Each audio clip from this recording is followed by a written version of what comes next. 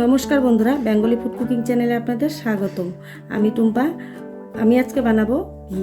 এই হাতে বানানো ঘি আমি কীভাবে বানাবো সেটাই আমি আপনাদের সাথে শেয়ার করবো। এই যে দেখুন, এখানে আমি দুধের সর আগে থেকে তুলে রেখেছি। এখানে 400 গ্রাম দুধের সর আছে। এখন এটাকে আমি শিলনোড়াতে পেস্ট করে নেব। তো দেখুন বন্ধুরা, দুধের সর বাটা হয়ে গেছে। এখন আমি এটাকে একটু ফেনিয়ে নেব।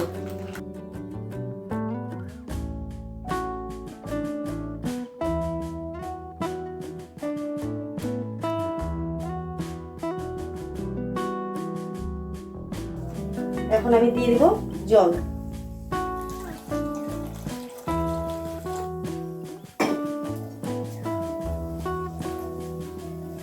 দেখুন উপর থেকে কি সুন্দর মাখনটা বেরিয়ে আসছে। এখন আমি মাখনটা একটা পাত্রে তুলে নেব, জলটা ঝরিয়ে।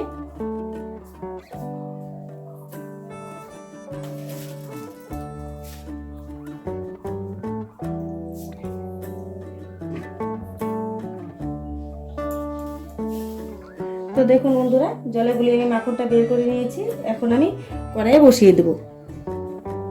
তো দেখুন বন্ধুরা, ওভেনে আমি কড়াই আগে বসিয়ে দিয়েছি। কড়াই গরম হয়ে গেছে। এই সময় কিন্তু আমি একদম গ্যাসের ওভেনটা লো হিটে রেখেছি। এখন আমি মাখনটা দিয়ে দেবো। দিয়ে আমি অনবরত নাড়াচাড়া দিতে থাকবো, নাড়া নিচে লেগে ধরে। লেগে গেলে ভালো লাগবে না। পুরো একটা পোড়া গন্ধ থাকে, সেই পোড়া গন্ধ এসে কিন্তু ঘি খেতে ভালো লাগে না। দেখুন ওর থেকে কি সুন্দর তেল ছাড়ছে। আমি এইভাবে অনবরত লো হিটে দিয়ে আমি ঘিটাকে ভেজে নেব। তো বন্ধুরা, হাতে বানানো ঘি আমি কীভাবে বানাচ্ছি সেটা শুরু থেকে শেষ পর্যন্ত ভিডিওটি দেখবেন। আর ভালো লাগলে অবশ্যই একটা লাইক করবেন, শেয়ার করবেন আর সাবস্ক্রাইব করবেন। দেখুন বন্ধুরা, এভাবে আস্তে আস্তে আমি নাড়াচাড়া দিচ্ছি। হাতে বানানো ঘি গরম ভাতের সাথে এরকম হাতে বানানো ঘি খেতে কিন্তু ভালোই লাগে। অবশ্যই বন্ধুরা একবার হাতে বানিয়ে ঘি বাড়িতে খাবেন, তাহলে খুব ভালো লাগবে।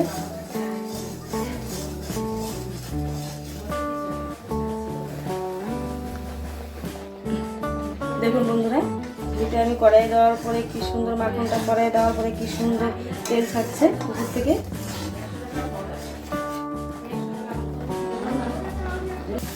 তো দেখুন বন্ধুরা, ঘিটাকে মাখনটাকে কিন্তু আমি একটু সাইড করে দিয়েছি। সাইড করে দিয়ে আমি এইভাবে ঘিটাকে বের করে নিচ্ছি। আপনারা এইভাবে একটু সাইড করে দেবেন, দিয়ে ঘিটাকে বের করে নেবেন।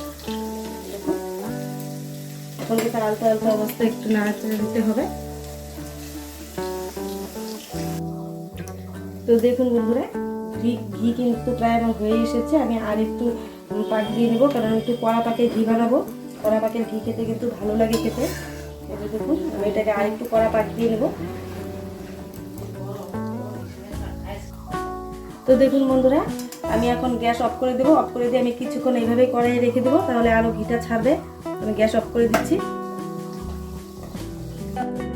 তো দেখুন বন্ধুরা, এখন আমি ঘিটাকে একটা পাত্রে ঢেলে নেব, ছেঁকে নেব।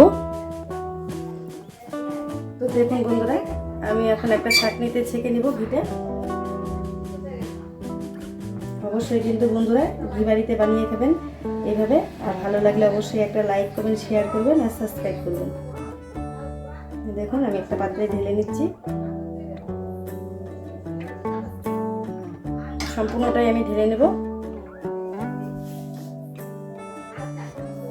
এই দেখুন আরও আছে, আমি এতটুকু ছেঁকে নিলাম। বাদ বাকিটা আমি পরে ছেঁকে নিচ্ছি। তো দেখুন বন্ধুরা, ঘি তৈরি করা হয়ে গেছে। এখানে অনেকটা ছানা ভাজা বেরিয়েছে। এই ঘি মাখনটা আমরা খেয়ে নেবো ভাত দিয়ে, এটাও ফেলবো না। এই দেখুন ঘি, বেশি পরিমাণ ঘি বের হয়নি, কারণ যেহেতু এটা আমি গরমের দিনে ঘিটা তৈরি করেছি। শীতের দিনে ঘিটা বেশি ভালো হয়। Thank you for watching this video.